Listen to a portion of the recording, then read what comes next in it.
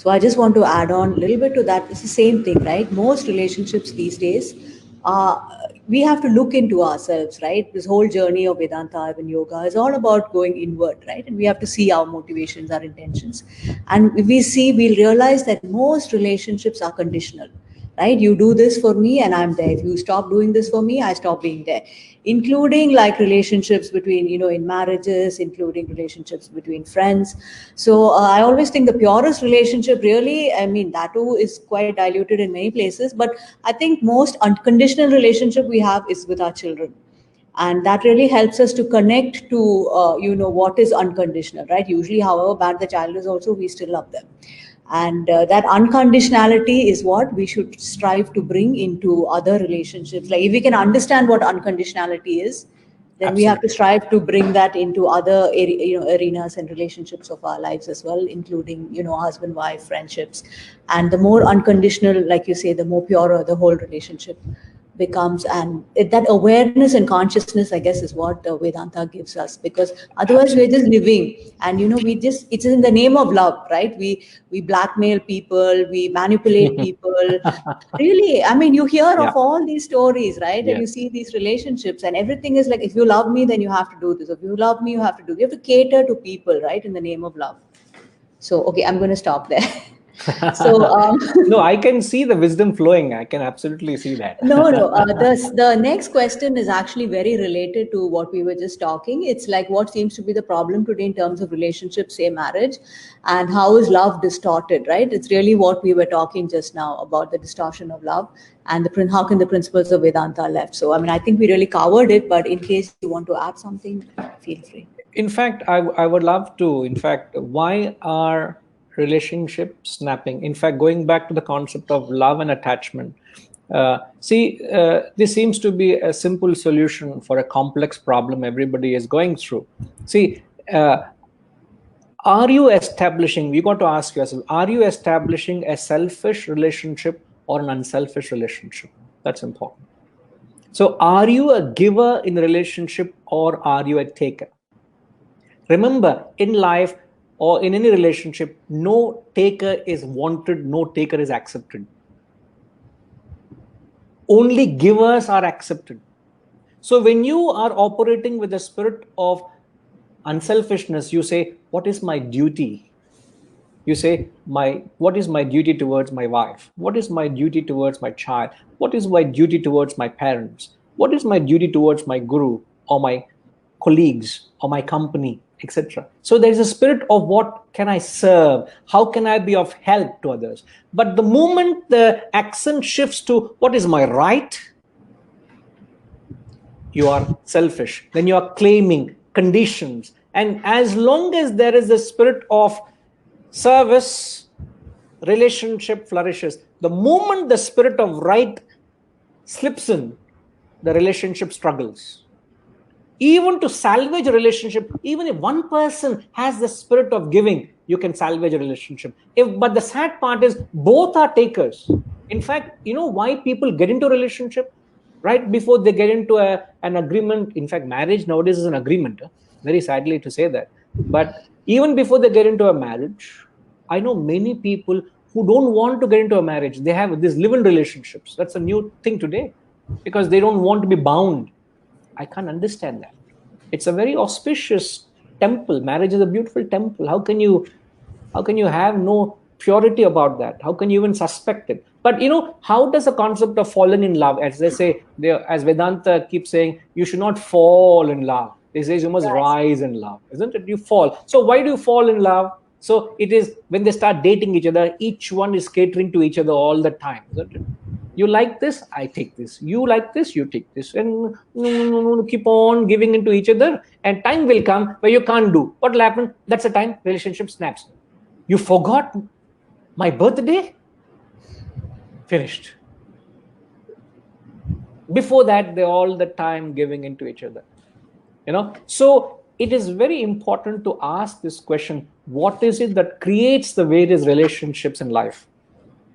In fact, I'm reminded by the very famous words by Adi Shankaracharya. If I may chant the verse from Bhajagovindam, it Absolutely. says, Shatrau mitre putre bandhau ma kuru yatnam vigraha sandhau sarvasminnapi pashyatmanam sarvatrotsruja bhedajnanam. I will only refer to the first half of the verse, and perhaps if opportunity demands, I will go to the second half of the verse by the end of it. The first half of the verse, he says, do not get into any hostility or friendship with either a shatrau, enemy, mitre, a friend, putre, son, bandhav, relative. So he says there are 4 types of relationships you have created in life. Either you have an enemy or a friend or a son or a relative. All these relationships we have created. He says from the most distant to the most dear, from an enemy to the son. What is it that is created these 4 distinctions in relationships? If you carefully examine, it is your own selfishness. You have an axe to grind. That is what that creates a relationship. That is what creates this shatro, mitre, putre, bandhav. Look at the great Adi Shankaracharya saying it. You have created these categories because of your selfishness. If I have no axe to grind, what is the big deal? All are one and the same, isn't it? Why would I create an enmity? What is the difference between a son or a relative? They all one and the same. So very beautifully Adi Shankaracharya says it. But again, going back to it, if you operate on the principle of giving, you can flourish. Relationship flourishes. But if you go back to the principle of taking, it destroys. So be a giver, not a taker. And many people are takers in relationships. Therefore, relationship is struggling. This is the hard reality of life today. Okay. I think it's really beautifully, very, very clearly said. Truly, the spirit of a relationship is in giving, and really, it's about being able to think about the welfare of the other person. When we give, rather than only thinking about what is it that you want out of this, or how you are not being catered to, and just to be a bit relaxed and easy about it, and accommodate the other person and the other person's personality and nature and desires as well. So there are many questions coming up here. I'll just take a couple. One is from my cousin Prakash, who says, living without expectation doesn't imply living without an objective or purpose. Does it imply that? Okay. No. I didn't say that, nor does Vedanta say that you should not have expectations. Prakashji, okay. What Vedanta is saying is, if you go back to the initial stage, I said mind operates on expectations and intellect operates with assessments. So when you assess a particular person or a situation or a circumstance, you will be able to rationalize your expectations. You need to make your expectations as realistic as possible based on people and circumstances and situations. You may be a team leader. You may be in a team of 10 people, 20 people, 50 people. Each person, each individual has their own personality. Each one brings in their own plus and minus, their strengths and weaknesses. You should be able to assess their strengths and relate to that properly. You should also be able to relate to their weaknesses properly. And that is where you align your expectations. So we are only saying that not to expect. Please, it is wrong to have unreasonable expectations. It is right to have reasonable. Make them reasonable by having clear assessment. And assessment comes with an intellect, and intellect is a product of wisdom, not mere information. So the society lacks the wisdom. They only have information. And therefore the appeal is that we need to learn these eternal principles so that we build that inner wisdom which comes through the strength of the intellect and the clarity of thought. You have a very clear assessment. In fact, let me take this example which is often said. Bernard Shaw, those who have heard me, it resonates with them. Bernard Shaw was once asked, who is the most intelligent man he met in his life? And Bernard Shaw remarked, the most intelligent man I met in my life was my tailor. because he's the only one who takes fresh measurements whenever I go to him. So I'm only telling, the Vedas are saying, Vedanta is saying, just go about living life with fresh measurements. A lady came to the center just before the session began. And when she came, there was overcast conditions. And when she was leaving, it started pouring. My only concern to her, Amma, I hope you have an umbrella. And she said, yes, Guruji, I have an umbrella with me. You must be prepared for whatever the circumstances are, isn't it? If you didn't bring an umbrella with you, you would only get drenched, isn't it? I'm only saying make proper assessments. Don't complain. Why does it pour? The beauty of monsoon is its pause, isn't it? The beauty of winter is its biting cold. The beauty of summer is its heat. And also that lady should say, the beauty of my husband is his hysterical nature. Accept it, assess it, get along with life. Prakashji, I'm again reminded of a very famous reference of Socrates. I think Socrates was once approached by a student, asked this question, should I get married? And he was known for his witty answers, And Socrates said, by all means, you should get married. But remember this, if you get a good one, you'll be a happy man. If you get a bad one, you become a philosopher. So if you find some philosophy in me, thanks to the 20 years of, I will choose not to go to home today because I'm going to pay a price for this statement I made. On a lighter note, but so beautifully said, isn't it? So you got to take it in your stride. 16, so it's okay. You cannot blame your wife. I said you started philosophy at 16, so that's your getaway. No, but the only thing is the philosophy I have is just getting better. If I am making a mark, it's because thanks to, as they say, there's always a lady behind you, isn't it? So that's the credit. Thanks to Socrates. Right. Okay. I hope that serves, Prakash.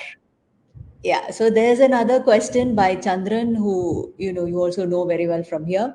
So, Guruji, with the great knowledge that Vedanta imparts to us, we realize that impermanence and the fleeting nature of the world. So, could this lead us to lack of interest in the world and being self-driven and ambitious? No, see, Vedanta only presents greater facets of life so that you embark on greater journeys. You can't be fascinated with the toys that you were fascinated when you were a child. Would you be? I know people who still do. They still play with video games. They still play with TikToks and whatnot. I do not know what TikTok is also. Please forgive me for that. But you can get fascinated with things like that. Yes, it's banned now in India. But see, Vedanta, in fact, one of the beautiful qualities of evolved person is he has a certain dispassion for the lower. Why does it develop that vairagya? Vairagya is the dispassion, the disinterest, as you rightly said, because he has developed a passion for something higher, something nobler, something grander. He wants to fulfill a larger purpose of life. He understands that life has a purpose. Life is not just running about acquiring and enjoying. There is no end to that, isn't it? Your mind keeps driving you into having desires, and there's no end to it, isn't it? So you understand the hollowness of worldly pursuits and you realize that they have a greater purpose, a larger purpose. So then you embark on a life of building, you build relationships, you impact relationships. In the process, you evolve, you take others along with you. But if I fall a victim to my own negative emotions of anger, greed, hatred, jealousy, and then if I am suffering, if I pull myself down, if I go down and I take those who are near and dear, my relationships also to go down with me, do I have that moral responsibility? Is it right to do so? So don't I have a moral responsibility to grow and take people along with me? And for that, you need higher knowledge, you need greater wisdom, you need greater insight, so that you are able to reach higher echelons of perfection, higher states, so that you leave a mark, not just for yourself and your near and dear, but for humanity at large. So people can take a mention of your works and it should resonate and it should inspire them. So Vedanta only gives you that direction, and the highest being self-unfoldment or self-realization. And Interestingly, that is the very purpose of our lives, Chandran. So don't be worried. If you're in the journey, you're doing very well to yourself. Okay, so I'm going to take another question by a very favorite uncle of mine, Ignatius. So he says, how do you manage loneliness, Vinay? I would like to know. I would, sir, what's his good name? Ignatius Jacob. Okay, Mr. Jacob, lovely, you could join in. Now, here's a subject matter you're asking me. In fact, just a few days ago, I spoke for over an hour on the topic from loneliness to aloneness. I would request you, if you don't mind, uh, go through that session. It is there on the Wisdom Foundation channel. It has got all my videos. It's already there for your viewing. Kindly go through that. And if it sets a chord, if it resonates well with you, well and good. If it doesn't, Shailaja will give you details of reaching me. I'm very much available. I'll take all the time to clarify that, but it's all out there. In fact, that is the thing that is concerning everybody, that state of loneliness. Absolutely. So all I could say is it comes from inner strength.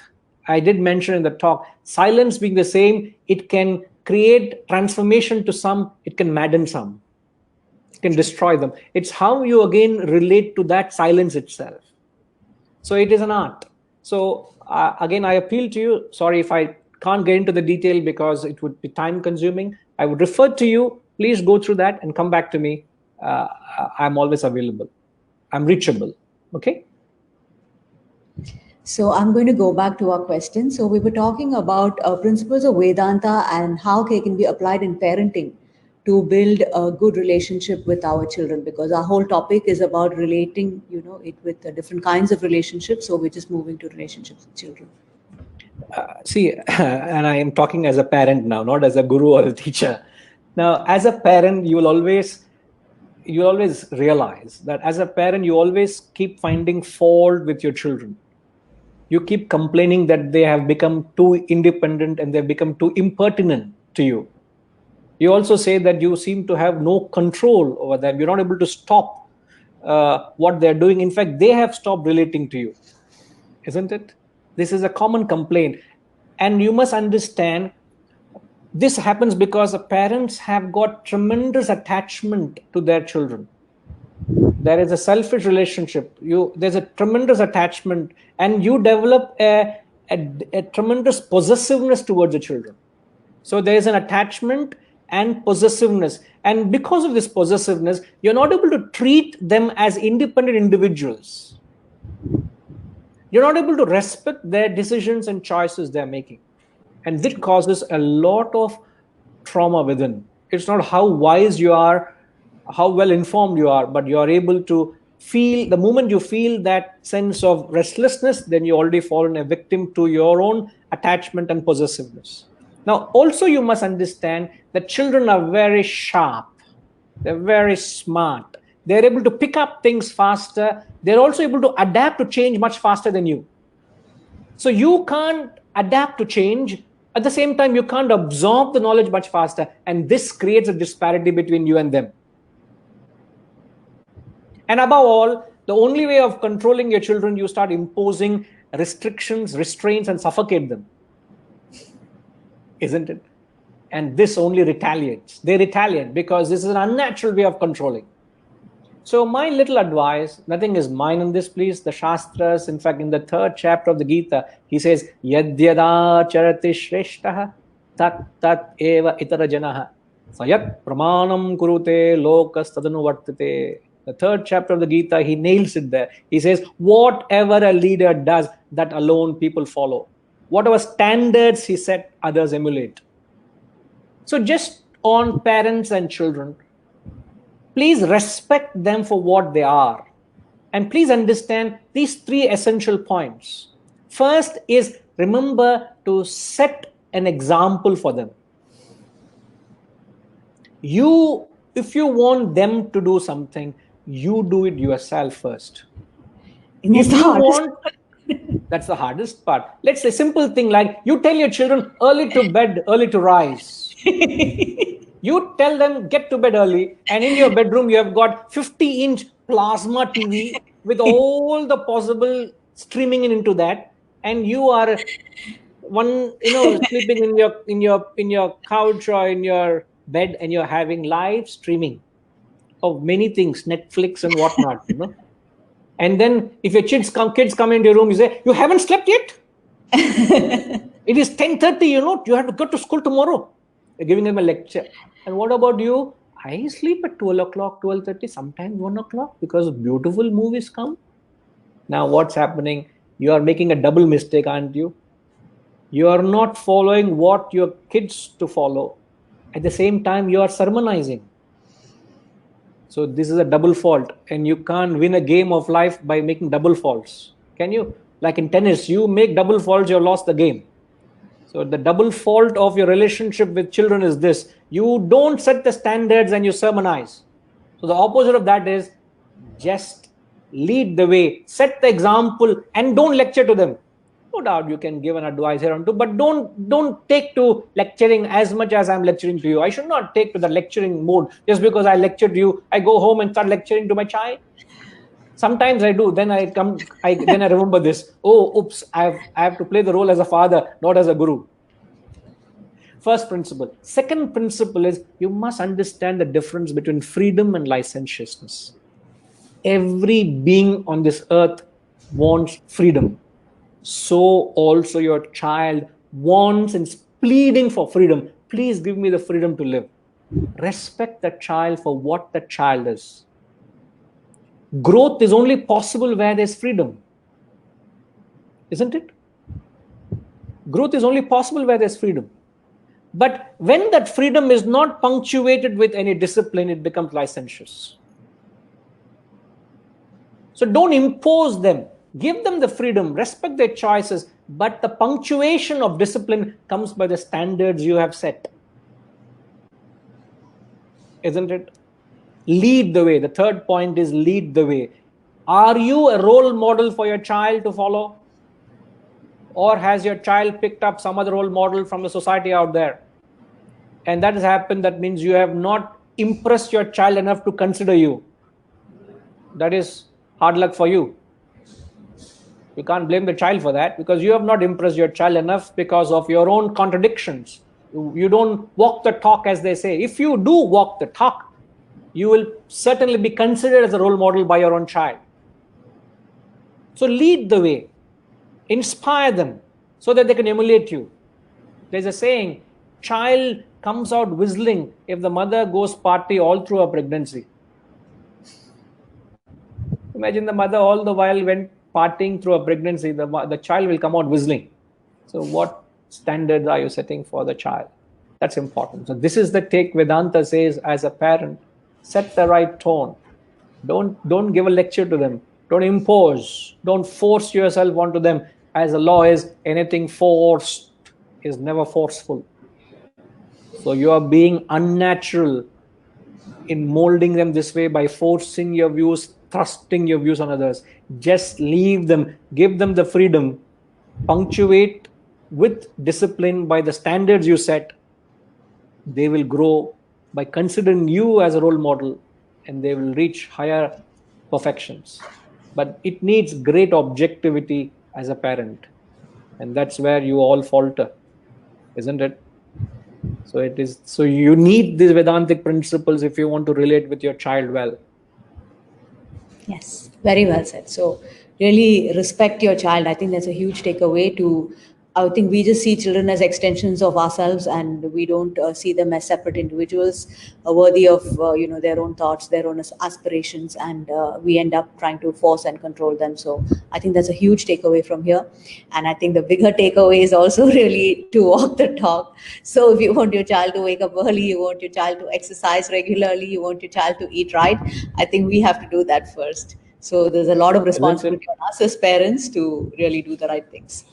And those of you who are wondering, our talk is this usually is around an hour, but today we're just going to extend it maybe to 1.5. So just in case you're wondering. So the next question is, how do the Shastras? It was actually very interesting that Vinayji was telling me that the Shastras not just talk about relating to people and relating to children, but it also talks about relating to material wealth, etc. So I thought that was a really important thing, because these are all the relationship issues that we face with people, money. So material wealth is a great area to explore.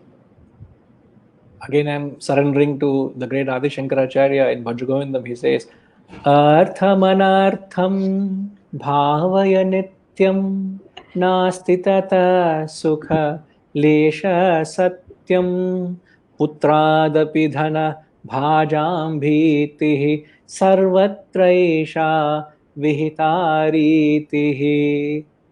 Oh my God, it just nails it. Hats off. The very first two words of that verse, he says, Artham, Anartham, he says. And if that strikes a chord, even without me translating, those of you understand it, you have got it. He who sees it, sees it. But for those who don't understand, don't worry. He says, Artham, Anartham. Artham is wealth here. He says, wealth is a calamity, he says. Anartham, he says. Now, how many of us look at wealth as a calamity? It is very, very difficult to even conceive someone who knows how to deal with wealth. And wealth being one of the primary objectives of life, every purpose, every effort people do is to acquire. Acquisition, one of the primary objectives of life. And why do people acquire? If I can actually, in a way, interact with you, I tell you, it's a wonderful journey just to not lecture to you, but interact with you. That's how the style I firmly believe in. In fact, perhaps someday I'll tell Shailaja to have an interactive session with the students. If she considers me worthy of having another session, please, we will have an interactive session. Always, it's my honor, Vijay. Thanks, Shailaja. So he says wealth is a calamity, and the primary objective of life is acquisition. Why is everybody acquiring? Everybody is busy acquiring with the primary objective of for what? To offset their own mental insecurity. Everybody believes the more I have, the more secure I will be, isn't it? And there's a beautiful saying, I'm actually quoting, where he says, money has never made a man happy yet, nor will it. There is nothing in its nature to produce happiness. The more a man has, the more he wants. Instead of filling the vacuum, it creates one. Remember this, the more you have, you will only fall a prey to wanting more. And is this not highlighted in the famous epic Ramayana? Ravana had all the wealth, he had everything, he had a harem from the heavens, yet he wanted Sita. Remember, your mind also is like the Ravana's mind. My mind is also like the Ravana's mind. That is the very nature of the mind. You can't change it, I can't change it. But you must only learn to control it, discipline it. You can't change its nature. If a cow has a black skin and you have the skin in your hand and you keep scrubbing and scrubbing and scrubbing, will it lose its blackness? That is the very nature of the skin. You can't change it. Similarly, the very nature of the mind is it has desires. It keeps craving for more and more and more, and that destroys you. So people don't know how to relate with wealth. And how is that relationship? They think the more I have, the more secure you are. In fact, why is it that wealth cannot offset this security, or the insecurity rather felt within? Because I can't, in fact, this is again last year, Guru Purnima 2019, I gave a talk, Search for Security. I'm not advertising myself. I'm very bad marketing. I'm just reminded of it. Again, there is this talk out there. If something inspires you, please go and help yourself and tap this lecture, Search for Security. And in that talk, I mentioned wealth is a gross commodity. The mental security or insecurity or the loneliness or aloneness is a subtle aspect.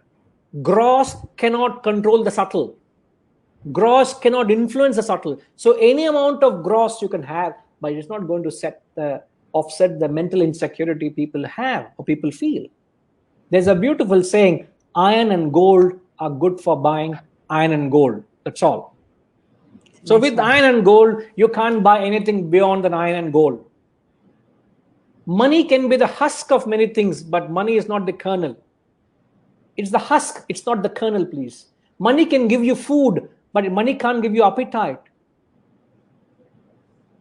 Money can give you servants, but money can't give you faithfulness. And he goes on. So all you got to understand is, there's a beautiful saying, I think I think it's Goldsmith. I could be wrong. In fact, one of them said that. He says, I think Oliver Goldsmith, he says, where wealth accumulates, men decay. And all what you're doing is you're acquiring and hoarding. And where wealth accumulates, men decay. Where there is wealth, you have access to indulgences. And when you lead an indulgent life, you have destroyed your spiritual personality. You start decaying. So people don't know how to deal with wealth. And yet, in Hinduism, wealth is worshipped as goddess Lakshmi. What an irony, isn't it? The same Shastras say wealth is a calamity. The same Shastras worship goddess Lakshmi. So it is how you learn to relate with wealth. There's nothing wrong with wealth per se. Go back to the first principle I said in the beginning. It is not what you relate to, how you go about relating to it.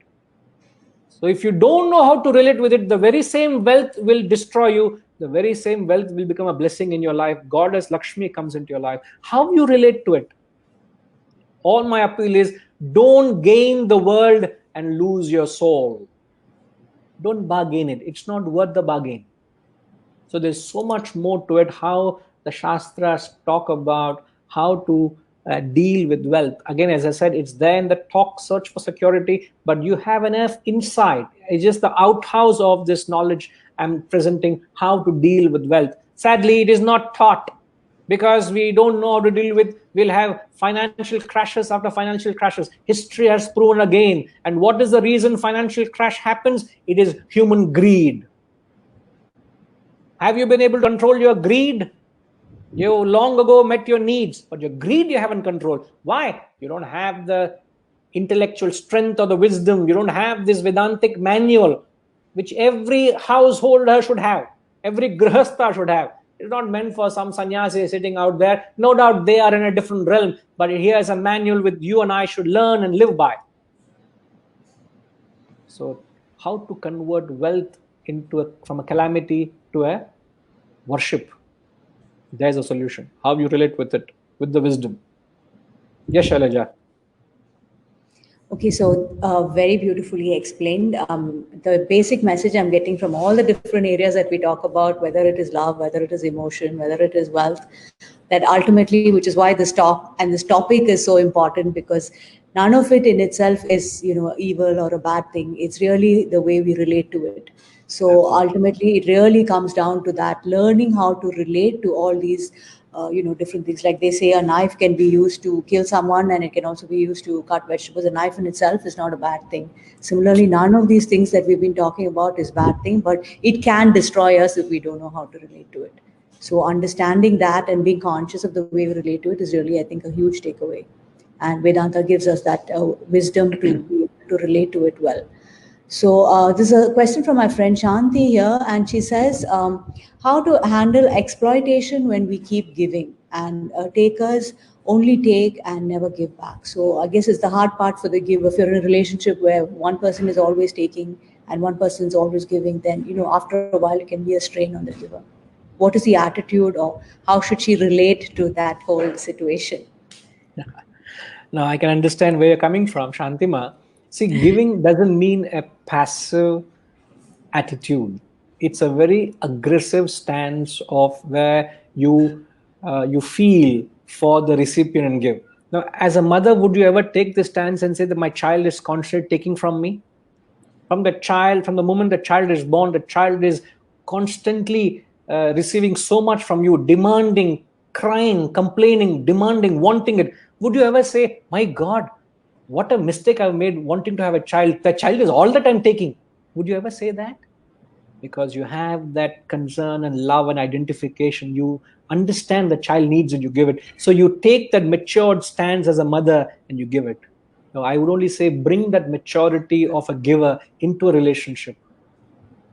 Conquer that expectation and conditionalism. Be a true giver. You will never be any less. You will never lose. You will never suffer. Look at the law of life. A giver is always taken care of. A giver is always provided for. It's only the takers that suffer. So, but that doesn't mean you should be passive. Be intelligent in your giving. You must understand that intelligent giving is what we're talking about. It's not being a doormat where people will abuse you and you become a victim of their actions. No, please don't expose yourself to be a victim of others' actions. No, Vedanta talks of being from a point of strength. Be a master in a relationship. Don't be a slave in a relationship. So be a giver and be a master of it, not be a slave. I know these could be very poetic words, but it only empowers you being a giver. So don't fall a victim for it, but don't ever shift your stance from being a giver. From the question, I understand you are enjoying being a giver, but your concern is, am I being exploited? No, don't worry. Just be smart enough that you don't become a victim of others' aggressiveness. So you also have to be aggressive. Be aggressive good. In the Vedantic study, there's a concept of being passive and aggressive. The aggressive bad will overpower the passive good. In the Mahabharata, Duryodhana was aggressive bad, and Dharmaraja, you know what Dharmaraja means? Yudhishthira was given the title, was known as King of Righteousness. King of Righteousness. So even a man of that caliber of having dharma fell a prey to the manipulative mind of Duryodhana. So in order to handle the manipulative mind of the aggressive bad, your goodness alone will not serve you. So you must become, from a passive person, you must become an aggressive person. Aggressive good was Lord Krishna. And that is what the wisdom we are learning from the Shastras. Don't be passive and complain. Adorn the role of a giver and be an aggressive giver. Be a master, not a slave. All right, Shantima, think about it. Beautifully said. So I really think it's like you're just giving it consciously because you want to give, and you're not, you know the situation, you know that person, like you said, if you know the nature of the person that you're dealing with, then you can handle it better, and you cannot expect anything, but you're just giving for the sake of giving. Yeah. That's very beautiful. Very, very beautiful. And I'm just going to go. I was saving your last question. We're almost reaching 1.5 hours. I really think we should wind up this session, though there are many questions that I have not explored yet. So we saved the best question for the last. So those of you who have held on are really going to get the Sara or the essence of this beautiful talk and this beautiful session. So how do we relate to our own self? Wow. How do we relate to our own self? In fact, throughout the talk, the accent has been our relationship with the world, isn't it? Whether be it things or beings, you are dealing with the world out there. So in the process, you should not forget yourself. So the entire process, the art of relationship actually stems from the ability of perfecting the art of managing and balancing one's own personality. And the only way you can relate with the world well is only when you have related with yourself well. As I've said, you must learn to master oneself. It's not the question of mastering the world, but you must learn to master oneself. So the question is, how do you master? What is there to be mastered? So the Shastras talk about getting a control on the overall aspect of your personality. So you have your actions and perceptions, you have your emotions and thoughts, and then you have your spiritual aspect to discover as well.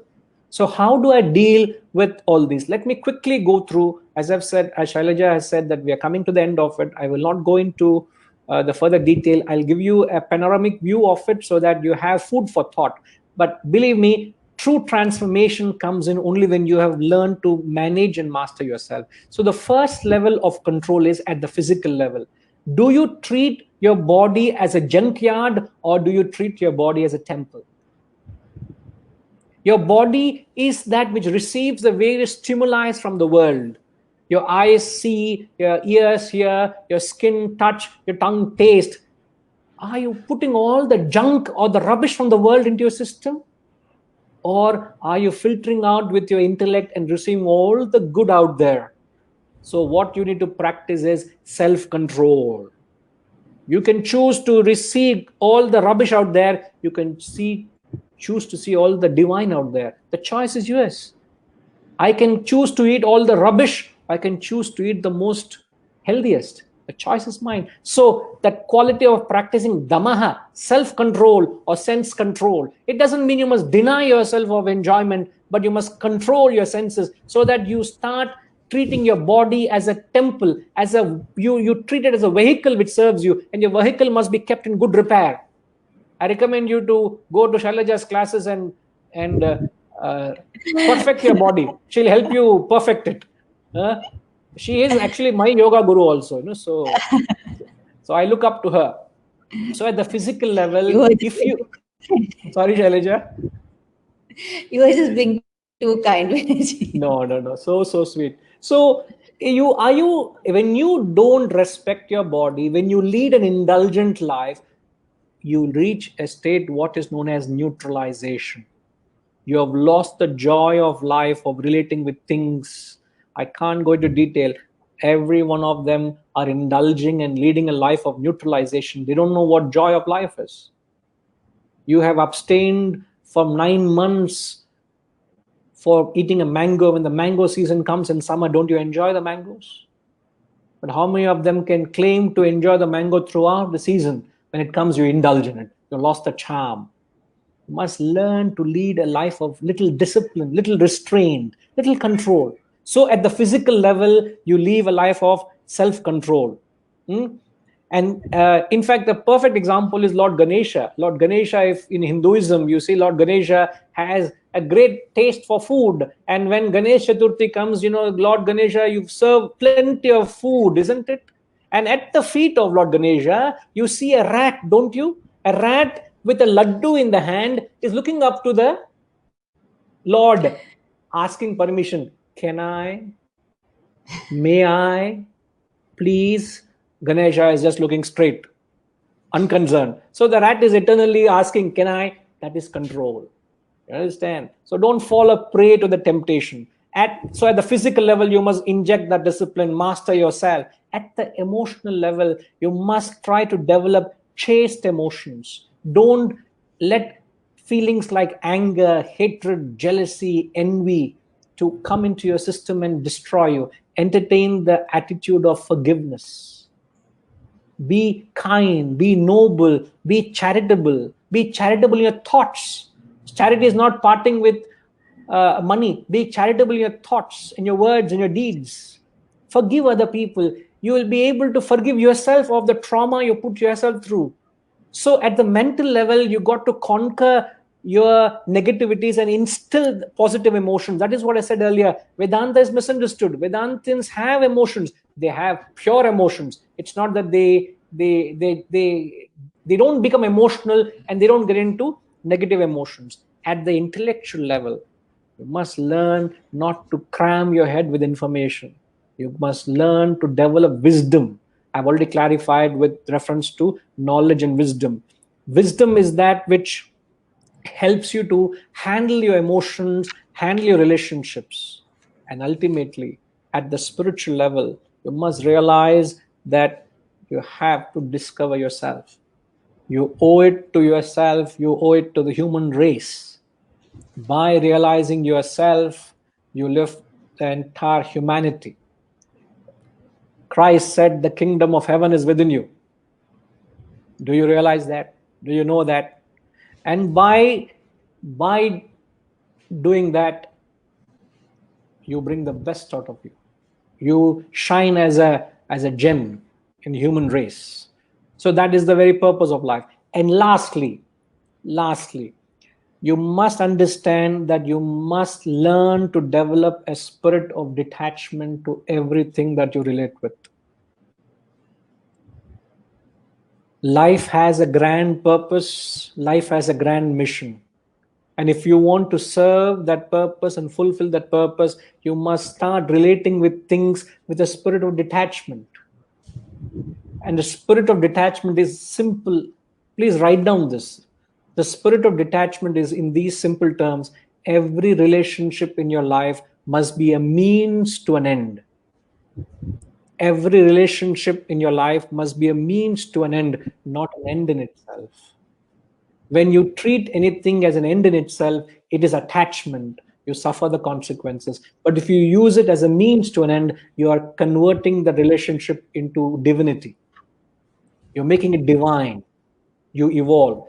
A simple thing: we all need to eat to live, but you don't live to eat, isn't it? If you live to eat, it is an end in itself. But if you need to eat to live, it's a means to an end.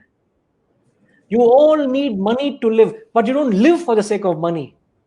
Means to an end in itself. So if you bring in that spirit of detachment into all that you relate with, whether be it your family, whether be it your children, whether be it your the people, your friends, whether be it your wealth, whether be it your health, whether be it the emotions or the intellection, whatever you deal with, you bring in that spirit of detachment. You will have the Vedantic wisdom shining through. You will become a role model for others to follow. Thank you very much. That's all I got to say. Wonderful. You all could join. Yes, Thank you Shailaja. so much, Vinayji. Thank you for this really beautiful, enlightening, insightful. I'm running out of words to describe how really useful this session was, and I'm sure all the listeners who have been with us, I'm so grateful to see so many of them. They have stayed right till the very end. Nobody's really switched off and gone, and I'm sure it's because they're so gripped by the truth of what you speak. Yeah, I think, like you say, the truth of the shastras, you always never take any claim for it, and you always always relate it back to the shastras. So the truth of the shastras really resonate with each one of us. So thank you so much for your time and your patience in so patiently explaining all this to us.